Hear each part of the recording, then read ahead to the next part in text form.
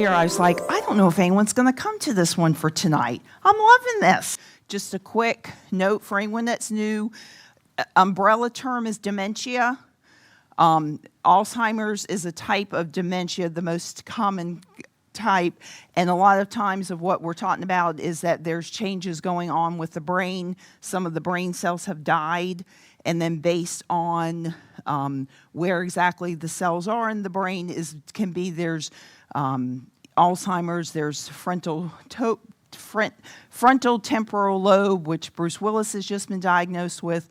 There's Parkinson's related, there's vascular dementia, there's Lewy body dementia. So depending on different types of dementia, the symptoms may be different. But this one's for Alzheimer's, but it probably could be because I think there's a lot of kind of crossing over of some of the symptoms that people have. But this one, we do have 3 presentations. We're just going to kind of talk about the early stage. So this is why it's talking about in section 1. Person with dementia series, the caregiver, we talked about that last week. Okay, our objectives is to explain Alzheimer's, dementia, and the diagnostic process, describe the important things to plan after the diagnosis of Alzheimer's, and list effective strategies for coping with the day-to-day challenges. Part of the Alzheimer's Association, our mission is to have a world without Alzheimer's, but we're really just trying to get the word out to communicate to individuals what's going on, or for any of the families that we can help. Understanding Alzheimer's.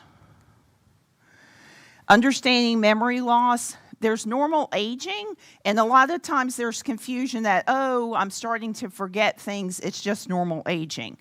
What ends up being the difference is, and we have a little thing like our first presentation that was on the 10 warning signs, is when those changes are starting to affect your daily life. So when somebody just says, it's normal aging, you can forget to where you put your keys. But if you forget over and over again, and then they're in a different place and you're not able to recall those steps, that kind of ends up being a red flag. So for any of you that haven't been here before, I'll give you our 10 warning sign kind of checklist that we'll use. Typically, the first diagnosis somebody might get is a MCI, which is mild cognitive impairment. That's when you're just starting to notice some changes. A lot of times it will be that they're more memory related. But if you have a diagnosis of mild cognitive impairment, it does not mean it's going to become a dementia. But it also, on the flip side, it may become a dementia. So it's kind of, I don't know the exact percentage, but like my mother-in-law had a diagnosis of mild cognitive impairment, but never officially had a diagnosis of dementia, but my mother had gotten a diagnosis of Alzheimer's. For dementia, recent memories, those short-term memories that you can't remember what's happening, and that's why you hear so many stories and see people as the disease progresses. It's like all of those childhood memories are stored back, wherever exactly in the part of the brain they're stored, but it's like you lose those short-term memories, and that's why it gets into a lot of times with having a hard time following along in conversation. You can't think of the right word. Somebody will say something and repeat themselves or be part of the story and not realize that they're saying the same thing. That's all having to do with some of that recent memory. The language part is, again, the part of the brain that is being affected by. I had talked a couple weeks ago, there's the one part of the brain called the amygdala, which is apparently one of the later parts of the brain to be affected, and the amygdala has to do with our fight or flight. Example, so what ends up happening sometimes when you're approaching an individual with Alzheimer's, they can have that initial, they can be startled or scared with it because they may not be able to remember something or communicate well, but that fight or flight. So we talk about, when you approach somebody with Alzheimer's, trying to come from the front, try to get, say, eye level, try not to startle somebody. A lot of the conversations we've had is about trying to be sort of where that individual is in that time. The visual and spatial function, we use the example, as they say, when you're 25, your wingspan is much broader. It's going to come in, and as the disease progresses, it can even become to look like a binocular or look like a whatever the word is. I'm not good with words. Thank you. But to see, and I had saw examples where it looked like somebody trying to cross a street. It's almost like when you think about having the blinders on, and it comes in even more what somebody is able to see with that. And then an executive function when it's coming to, your reasoning, being able, that's when you'll start seeing, that you're having issues with, paying your bills, managing money, different things like that. And then Alzheimer's itself being the most common form. The one, statistic is that as people are living longer, we do have a greater prevalence of getting Alzheimer's because the number one factor is age. Typically, women get it more so than men. That's typically because women tend to be outliving men. And then the other statistic is that for the African American and Hispanic population, that's anywhere between 1.5 to 2 times more prevalent for in those communities than what it is in the Caucasian community. So dementia are different. Alzheimer's, vascular dementia has to do with the blood vessels that sometimes have to do with the blood flow. There's actually now like 120 different types of dementia. So obviously this is just trying to talk about, someone can actually have mixed dementia where they're having some of the characteristics of some of the different ones. The frontotemporal lobe, that obviously Bruce Willis, where he, a year before was having issues with his speech, and it ended up that it's developed into, so as horrible as it is for he and his family, I think because of who he is, there's probably going to be a lot more conversations, which you feel bad for the family, but now people are going to probably start talking more and we'll, start learning more about it. And then dementia with Lewy bodies, some of their characteristics can be somebody who's having like hallucinations. That sometimes one of my friends' moms had that, and she only had it for about a year. And she was thinking somebody was coming in at night. She started thinking somebody was coming in the shower. They ended up, having to do 24-hour care, and fortunately for them, like 9 months later, she was gone, but it came on for them, very quickly. And the big thing, too, is everybody's story is going to be different. My mom's, as I've shared, was only sick for 5 years, which for us was a very long time, but in general, that's not as long of a time. I met a gentleman Monday night. I was on a Zoom with the Alzheimer's Association talking in the African American community and talking about faith communities. And the caregiver, his wife this is the 11th year he's been taking care of her since she was diagnosed with Alzheimer's. And he said for himself, looking for caregiver support, as the male caregiver, let alone as an African American, he hasn't been able to find. So there's a lot of different kinds. This is just sort of the maybe tip of the iceberg, or the ones that we hear more frequently about. The other thing, if anyone for younger onset Alzheimer's, that's typically characterized if somebody gets that prior to the age of 65.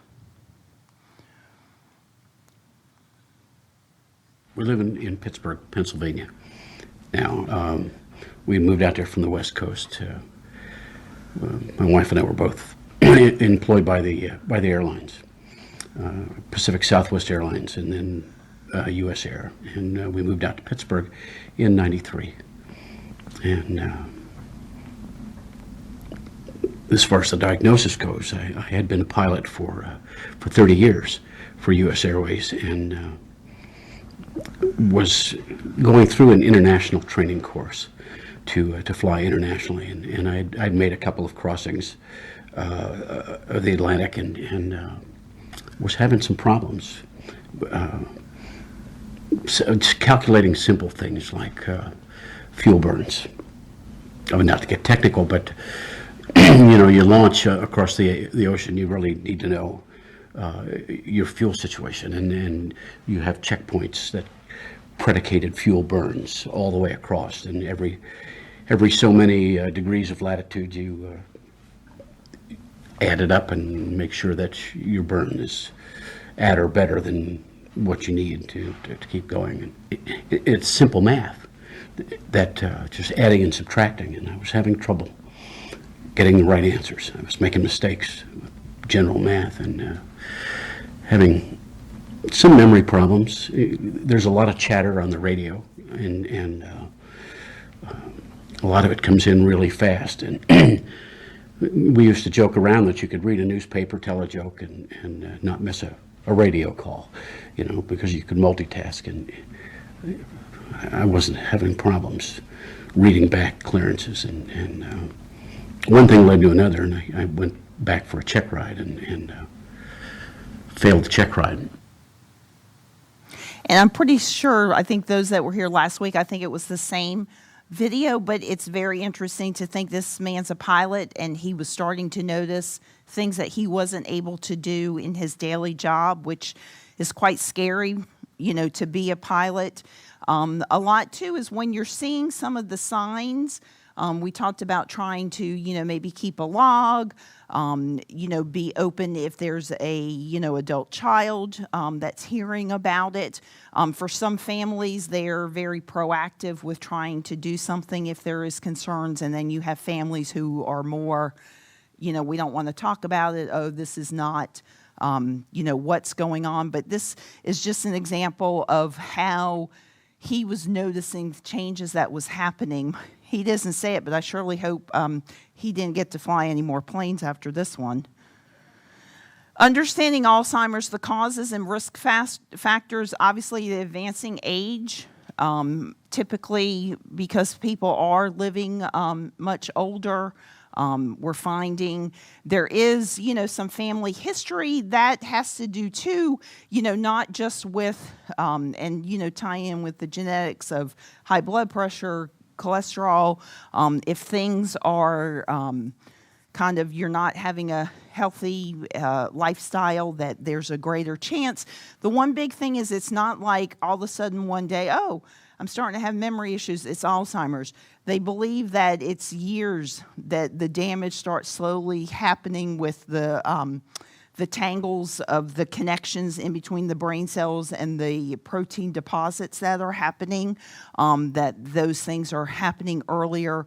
Risk factors and part of, looking at, it could be environmental.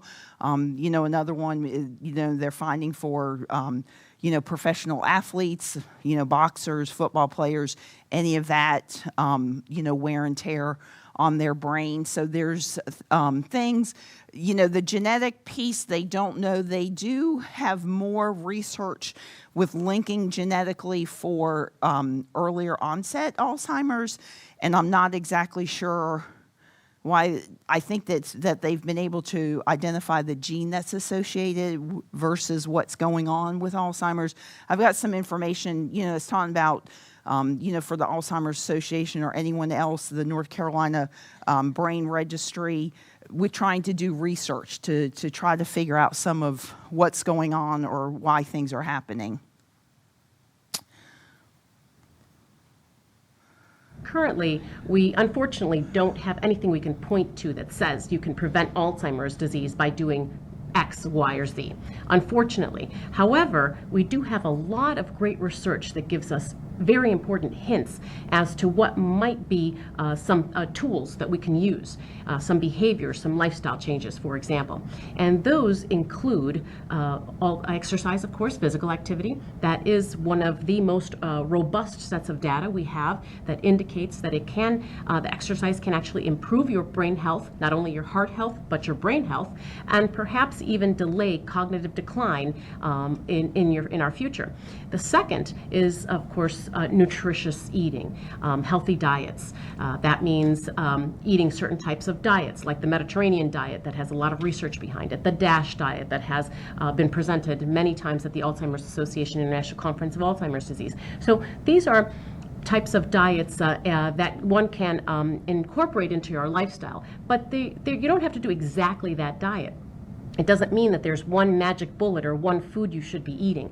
What that means is that it just is incorporating a healthy lifestyle of lower saturated fats, better good fats to eat, leafy green vegetables, antioxidants, all of those very good things we know are good for our heart because they are also good for our brain. And our talk next week will be about healthy living. Symptoms, the memory loss, short term, typically will obviously go first, then the long term. And that's why you'll see sometimes in the memory care facility, you may see like women holding on to baby dolls because it's almost like they're regressing back to their childhood. The language difficulties with speaking, sometimes that was one thing with my mom. She literally became mute, didn't talk. Listening, if they're not able to follow along in a conversation, or if they're in an environment being overly stimulated with something and they're not able to follow along what's happening. Reading, being able to put the words together, the comprehension of it, or writing that it's affecting, that they're able to sign their names or make lists. Disorientation, that's a lot when you go to a neurologist and they're asking you, what's the date, where do you live, do you know what, county we're in, those type of things that as the disease can progress, they really have no concept between, day and night, one day of the week or the other. And the executive functioning difficulties, problem solving, judgment, and the concern for judgment is nowadays too with scams going on and things like that somebody doesn't get taken advantage of, and complex tasks.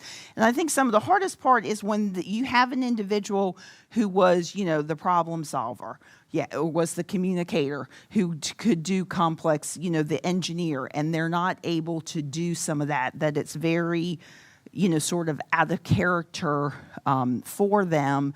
And it just, again, it depends on what's going on in the brain, which lobe is in charge of which function, and as things are progressing, because they really don't know until after somebody dies and they study that person's brain to really look and see exactly and show the pictures of the way the brain has shrunk from the death of all the cells. Stages, early to mild, that's really when you're still able to, some people are still aging in place, some people are living alone. The hope is that people aren't driving. Do have some information on driving if that ever comes up. And, the hope would be if somebody can be diagnosed, that they're diagnosed in that early to mild stage, because you have more time for planning. There were conversations about making sure that your financial and legal and all of those, your healthcare power of attorney, if you're going to have a will, a trust, any of that's all taken care of, because you have to be a competent person in order to get something notarized. So hopefully all that's taken care of before any of this comes up. The middle to moderate, they typically say, will be the longest stage. And there's no specific time frame because, again, everybody's journey is different. And that is where, they still may be able to live in the home. They probably are going to have, the caregiver is with them. You're going to hopefully get some type of respite care, or maybe have a home care company that's coming in. They are able to function more, because what ends up, when you get to the late to severe, it ends up to where they're almost not talking, they can't eat. Sometimes, and in a lot of cases, an individual, they say Alzheimer's is fatal, but it ends up that sometimes it's pneumonia that they'll die from, because they're not able, they have issues with the swallowing, issues with eating. And that's, again, depending on how long that could be, or, what that person's journey. My mom's, early mild probably, came on very quickly, and she went into, middle moderate for, probably 3.5 years, and the late may have been 6 months. I mean, it all kind of happened extremely quickly, but, there's people living, 10, 15 years. So my guess would be you're probably looking at, a good 10 years if you were 15 years, in that middle to moderate. And it's just showing you with the different colors of that kind of like purple of part of, like the brain cells.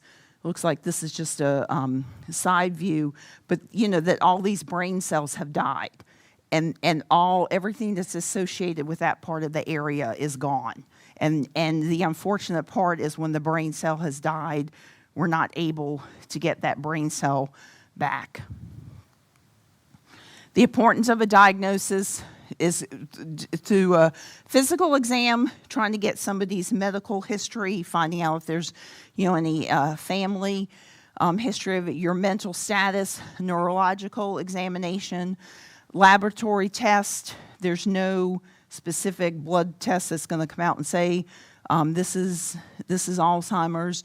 Neuropsychological evaluations, psychiatric evaluations, and so a lot it's going on what the family, what you've noticed. I've said before, if you're not comfortable with when you go to your primary doctor, if you're kind of like your gut's telling you it might be, it's normal aging, when no, it's not, then I would definitely recommend trying to go to a neurologist. Unfortunately, there's not very many geriatricians in this area. And then trying to see, but we are lucky because over at Duke and at Chapel Hill, they're doing research, and there's the Duke Dementia Family Support Group that does a lot of support and then a lot of research. So we are in a great area that for testing and, potentially to be referred versus think of somebody that's, on the eastern or western part of our state or other states that don't have the medical, expertise that we have here in this area. Principles for a dignified diagnosis: talk to me directly, the person with dementia, tell the truth.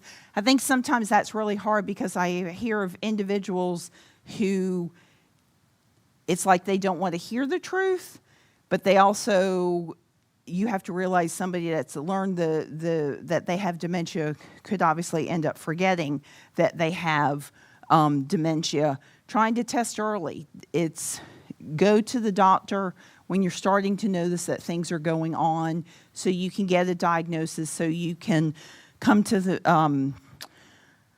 sessions like this, the Alzheimer's Association, the Dementia Alliance of North Carolina, to get information out there to help be able to cope with, what a diagnosis means, how it's going to affect the family, all the different parts. Talking about take my concerns seriously regardless of my age. I think a lot of the times it's very hard in my mom's situation because she almost was mute. And she, you're sitting there and you felt like you were, especially if you were at the doctor, obviously you were talking over her. And it was almost as if you were being disrespectful to her in such a way. So if you can have the person, while they're still able to kind of be part of the conversation as much as they can be and as much as they're logically making sense along that, but deliver the news in plain but sensitive language. Coordinate with other care providers, because I think it's not going to just, Alzheimer's is a disease that not only affects the individual, it affects the family. And it is a disease that is, at least from our experience, it's very emotionally, physically, spiritually, mentally, all those draining, for the period of time, and you have to, I think for the caregivers, for the family, allow yourself time to process and accept the diagnosis, and then also try to give the loved one who's got the diagnosis the time for them to process the diagnosis too. And for some, it may end up actually being sort of a relief that maybe now they know what this is. It's like, I'm not crazy that I was forgetting these things, or, trying to make sense of what they have been experiencing. explain the purpose of different tests and what you hope to learn. And again, stuff like that, you can keep it simple. You may decide it's really what's best for your family member. Some families choose not to really inform the person, but then on the flip side, you do inform, but you probably should limit, how much detail that you really go into.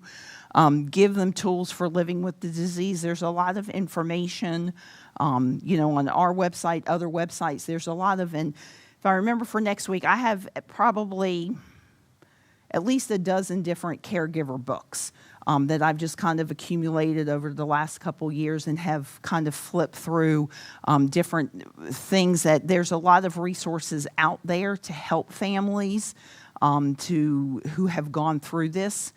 There was something on REL earlier in this week talking about somebody who started a support group and wanting it to be with a group for other people who got it, and those type of things. So it can be a very overwhelming journey, but know that it's a journey that others are going on. It's just a matter of trying to get people, imagine that journey. It's just trying to help connect individuals. Recognize that I am an individual and the way I experience the disease is unique. And I think what was hard for us was your loved one is there and you're seeing all these changes in them and you're just remembering like who they used to be. And I think it's very hard to try to accept and come to terms where they are. And, somebody had asked me one time, what would I have changed?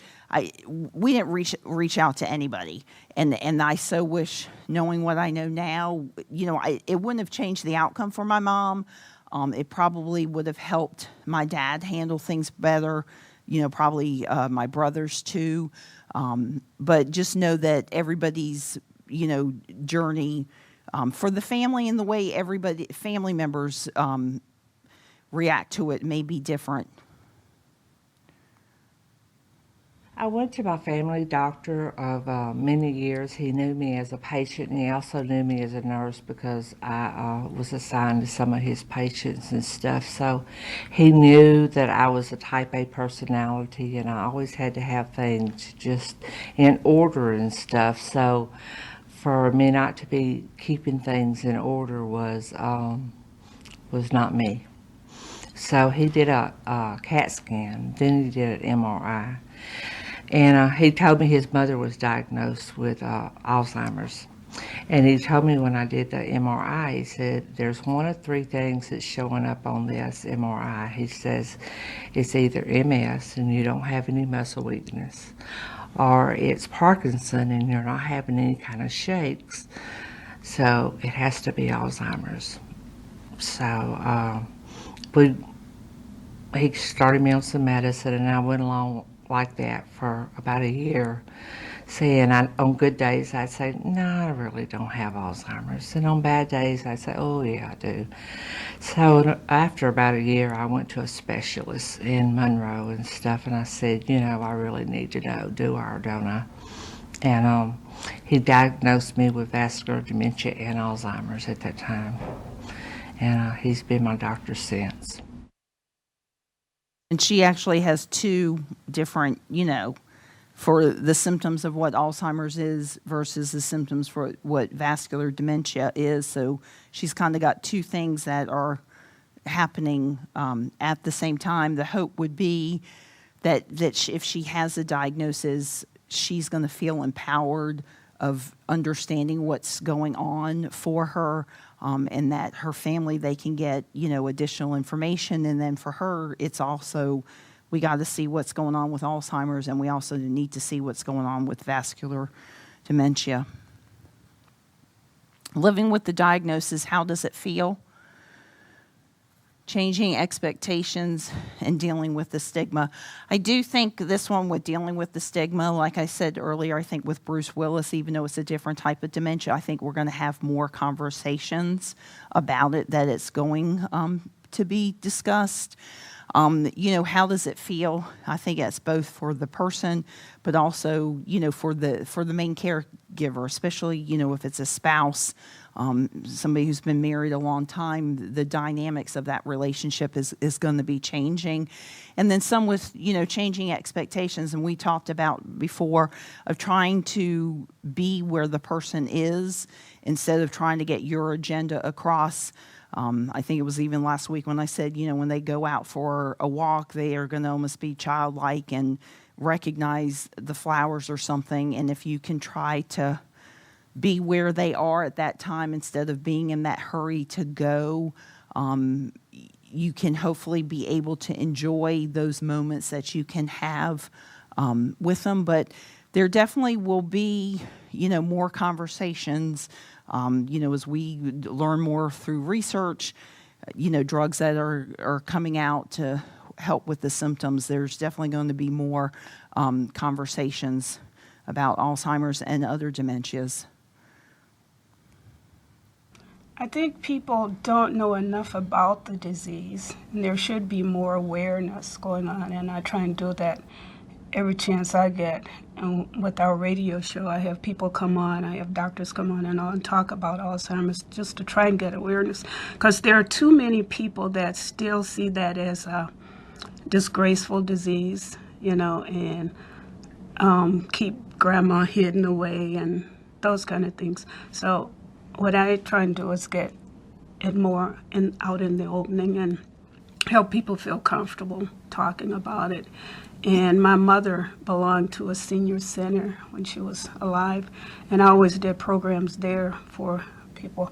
And so I still do programs there sometime and help talk to them about my Alzheimer's. So, if they have the disease, they can feel more comfortable with it. Because you can, it's about living with Alzheimer's. So that's what I try and get that point over to people. And I think for the individuals we've had, my guess would be they're in the early stages. I don't think if you saw them on the street or had a conversation with them, you would necessarily realize that they have, Alzheimer's.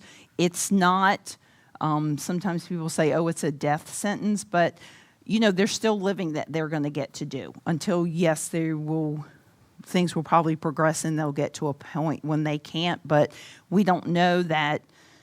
We could have a heart attack, next week. We could get terminal cancer. We don't know what's going on with it, but hopefully for anybody here that's living with it or they're dealing with it with their family, these are examples of some individuals that, they're probably not doing what they used to do, but they're probably finding ways to have fulfilling lives the best that they can. And it's almost, that song of live life like you're going to die, of just knowing, because none of us know when our time comes or what it's going to be. But I think it's very encouraging because they, can carry on conversations and probably are still doing some of the things that they enjoy in life.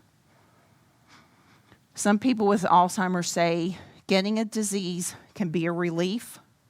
It helps explain why I feel this way and why things are harder to do.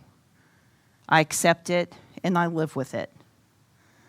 On the flip side, you're going to have the person who's not going to accept it. They're still going to have to live with it, but wouldn't I rather be this person feeling better that they understand what's going on because now they know what's going on? It's not the same.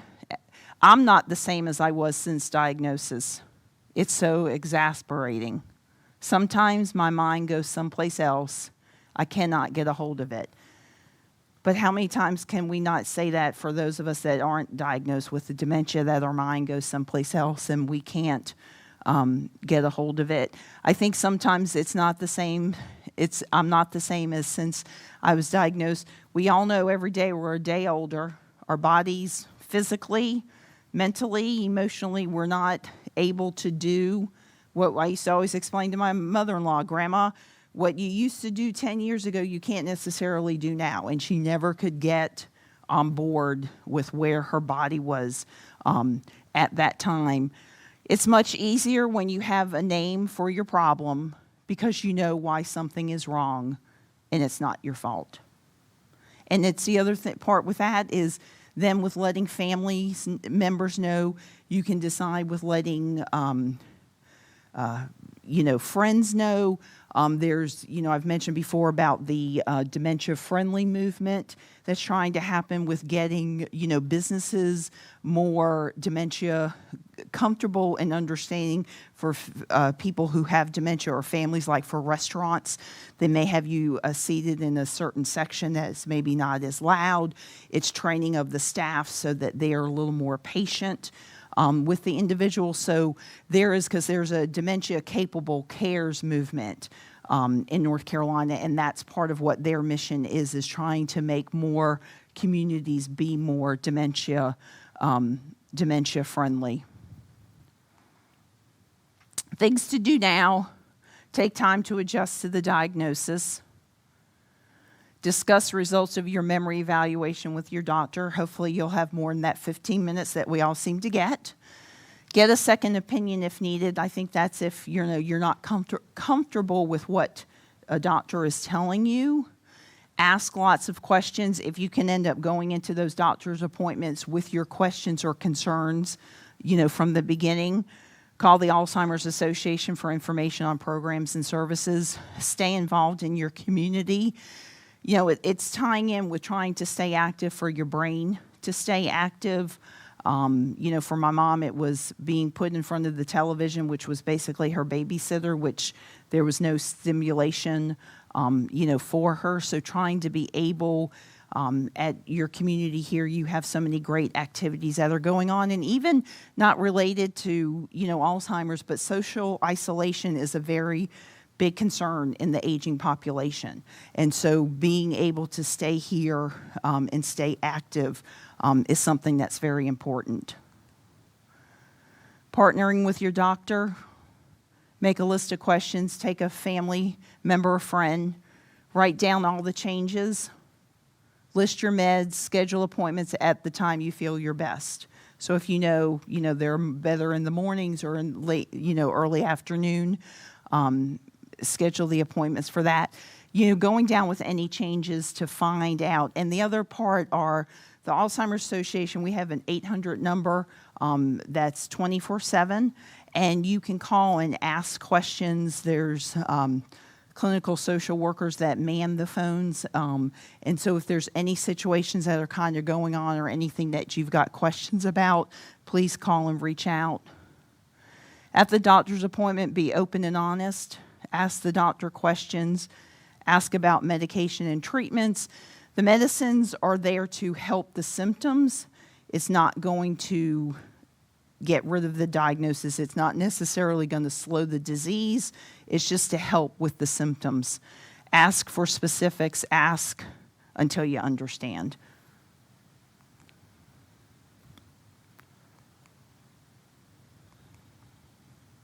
I advocate that first you find an organization that's very skilled and knowledgeable. I probably shouldn't say this, but I don't think your family doctor is the place to go. I would go to a center or a group that specializes in this diagnosis. I'm one who believes you function better in life if you have information, and therefore I want to know, even though it may be disappointing news, I want to know that news so I can plan my life. And I think you will be better off if you go and you learn what is your reality, and then you can plan the rest of your life and make the most of what you got. You might still be able to go to Europe or wherever, even though you have a diagnosis, and enjoy life. And I think with information, you can do that, and go for it.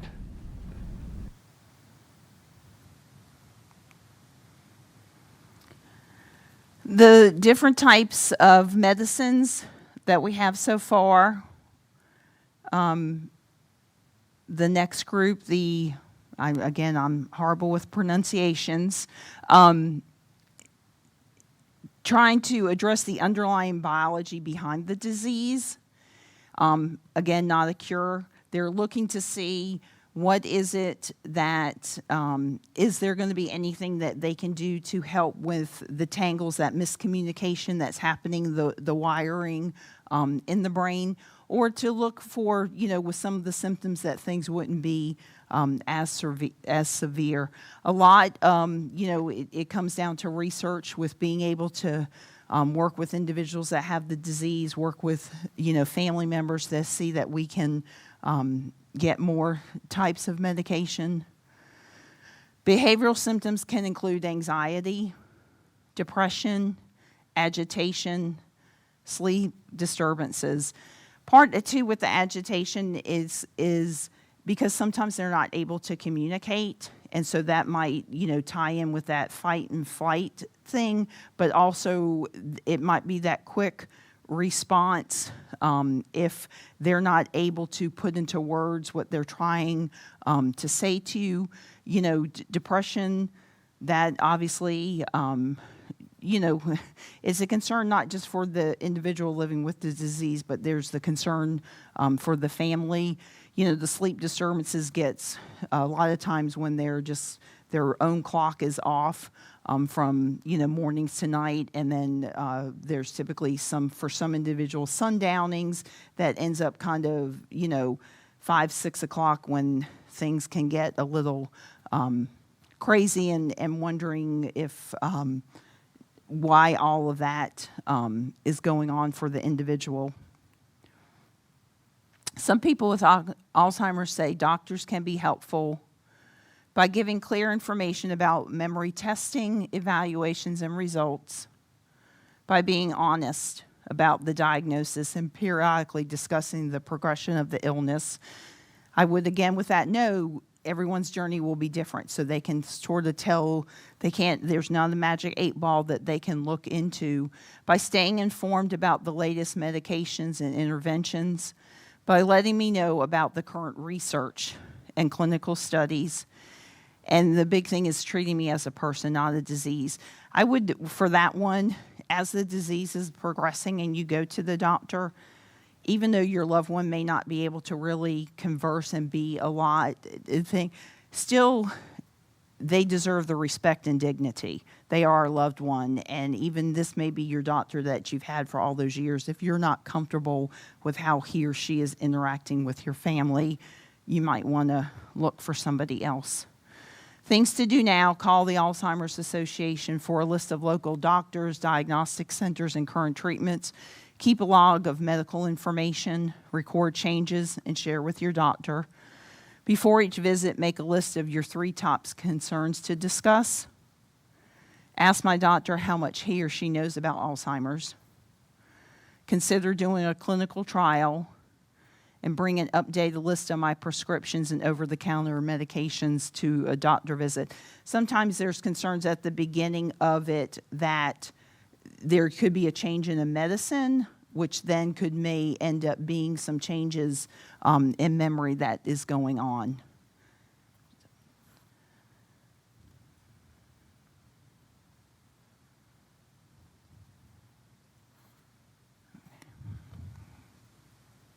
Effective communication. Problems finding the right words or losing their train of thought, repeating words, stories, or questions, getting words confused or out of order, problems understanding what someone is saying.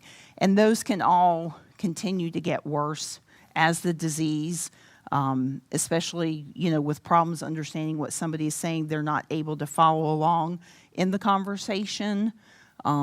Some of the other ones are a lot of your earlier signs when they're starting to, either they are or the family member is starting to realize if they're repeating words or, pointing to something and calling it that thing and constantly, or somebody I know told the story of the family member that called everything the can, the can, as they're pointing to all these different things. And some of it is if the individual themselves realizes it, or then you watch if they end up making excuses for what's going on and with the communication. Find new ways to communicate. Slow down. Find a quiet place. Tell people you're having difficulty.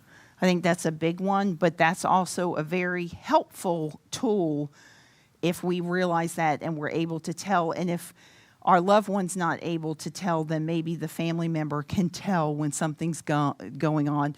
Come back to it later. Try describing when you can't name something. Carry a small notebook. The other part, too, is you may, when the holidays come or the birthday party for the grandchild comes, you have to really think about that event and think about where your loved one is. Do we think this is something they're going to be able to attend? And then kind of let everybody know, we're going to come, we're going to kind of see how it is. Hopefully, whatever event you're going to, you will have family or friends who are very understanding and compassionate. My hope is that nobody ends up trying to give you a hard time. If you start to realize that your loved one with dementia is starting to get kind of irritated or very restless or something, it may just end up being overstimulation. And you just really, that's hard because you know that if they weren't sick, they'd be wanting to go to this event, but then you realize where they are in the disease now, you're not able to go to the event, or you can at least go for a little bit, but you're not able to stay the duration. Everyone wants to be sharp and on top of their game and be able to stay on top of a conversation. And that's hard if you're starting to feel like you're missing things, But then you kind of get used to missing certain things. Like some people don't talk loud enough, or two people are in a conversation over here and you're over here, and you have to say, wait a minute, what did you say? You have to stick up for yourself and say, I really missed that, so can you run it by me again? And there's nothing wrong with that. And I think that's just being slow to communicate, or if you're dealing with someone with Alzheimer's, you just have to kind of bring it down a notch. You might have to be quieter, try to be in a quiet place, things slow.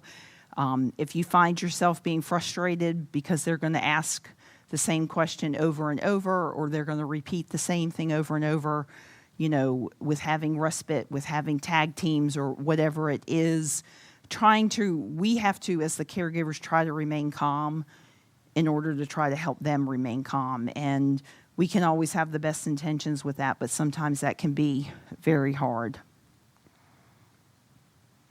It may help to know that the changes are part of the disease. You'll have good days and bad days, but I think we all have good days and bad days. Everyone experiences the disease differently. And it's not just everyone experiences the disease differently.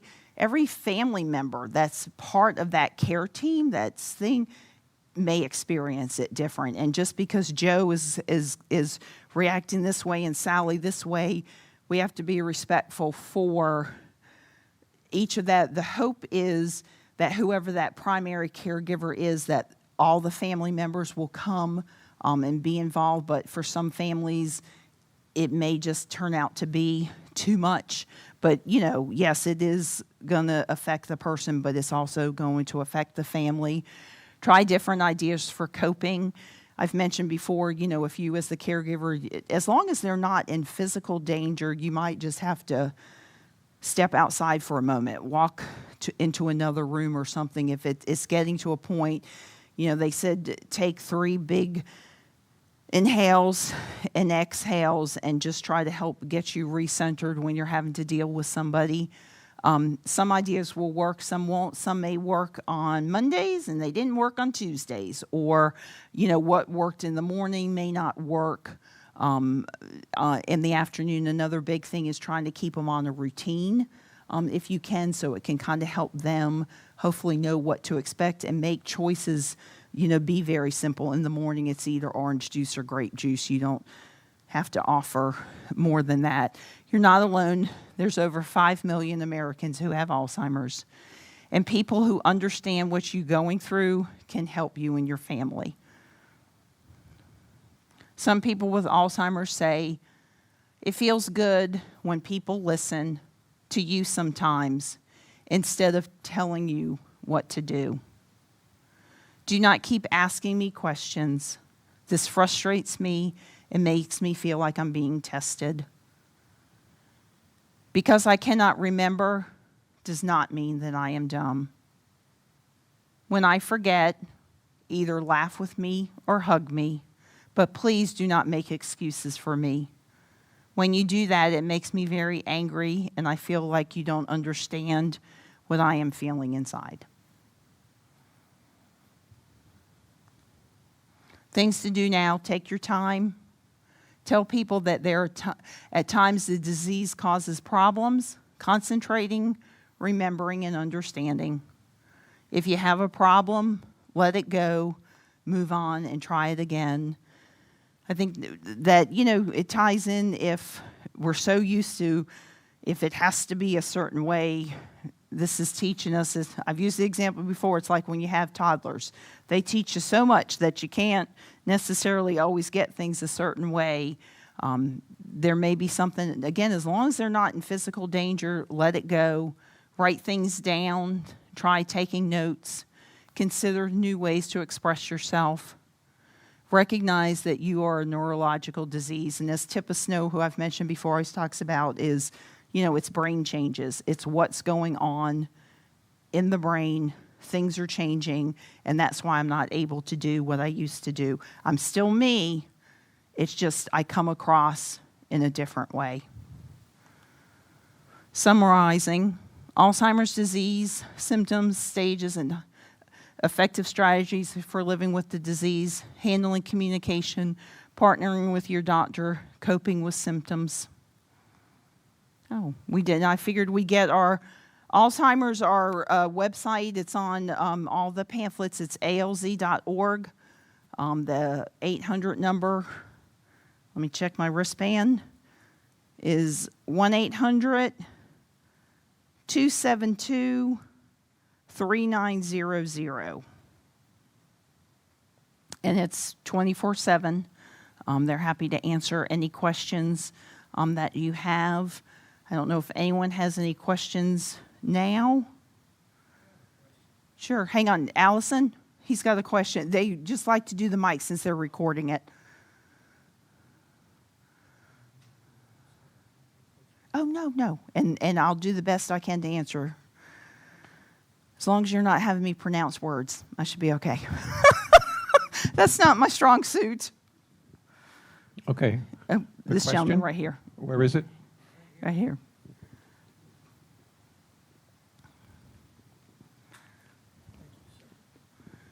You mentioned that we live in an area here that has a lot of unique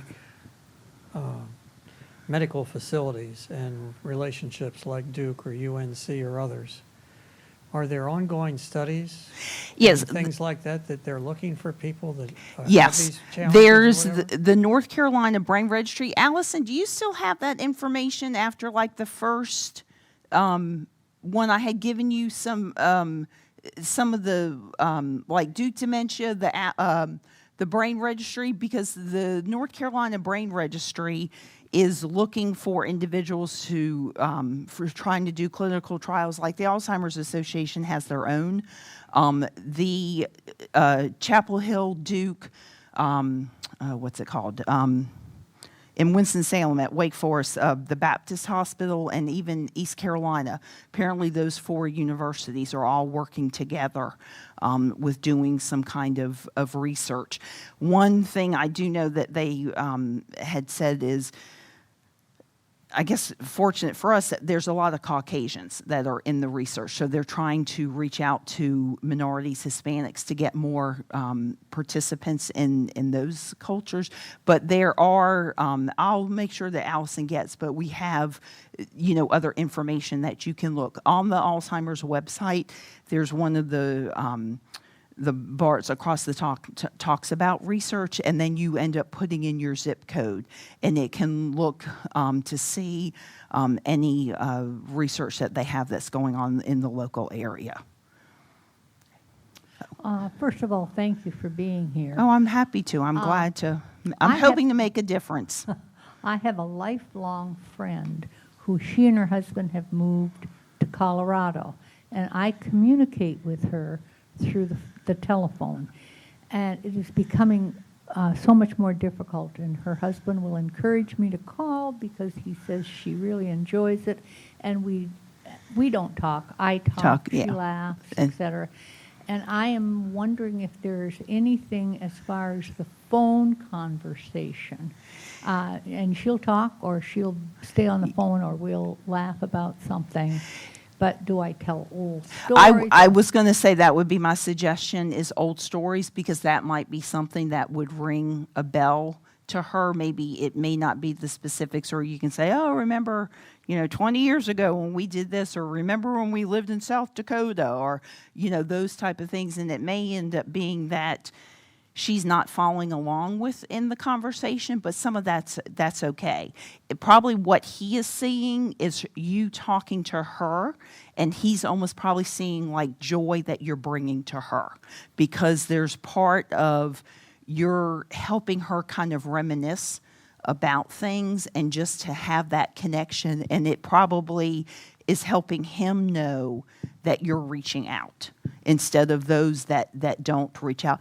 Another thing I would do is call the helpline and ask for that specific thing if they have some like cues or questions that they may say. But I think, no, definitely, you want to say, well, this is what I did last weekend, because she's not going to follow along in this and that.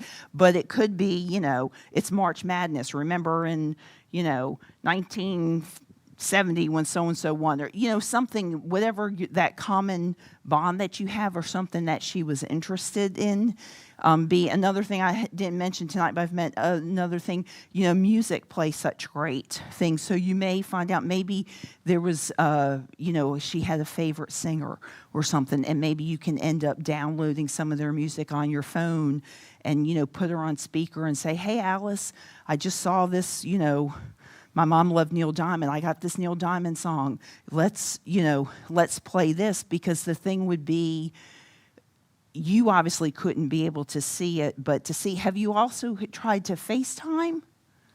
Yes. Okay. Oh, okay. But just, I would just encourage to do it. I think it's a breath of fresh air for her, and it is for her husband, because it's so much what she needs, but it's also what he needs too. And you are probably a lifeline for him. And especially with them being in another state, to say, she still cares. She's still I've always said, when push comes to shove and you're down in the trenches, that's when we're going to see who our true friends are. And I think you're doing a great job with that. I needed to hear that, because I find that my initiative is getting a little further and further apart to pick up the phone and call. Well, I know that is not yeah. what I really want.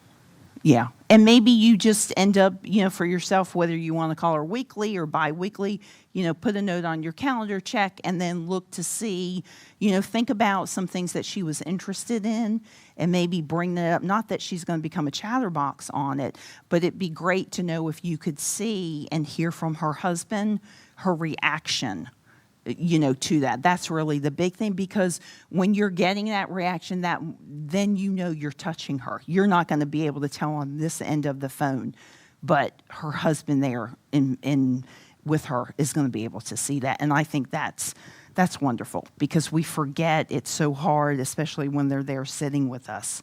But there was one of the other weeks where the daughter talked about just brushing her mom's hair, and she would spend a lot of times that simple thing, just trying to have some kind of closeness to the individual. And obviously, being in Colorado, you can't really do that. But I think that's wonderful, and I would definitely encourage you to keep doing that, because that makes a difference in both their lives. Anything else?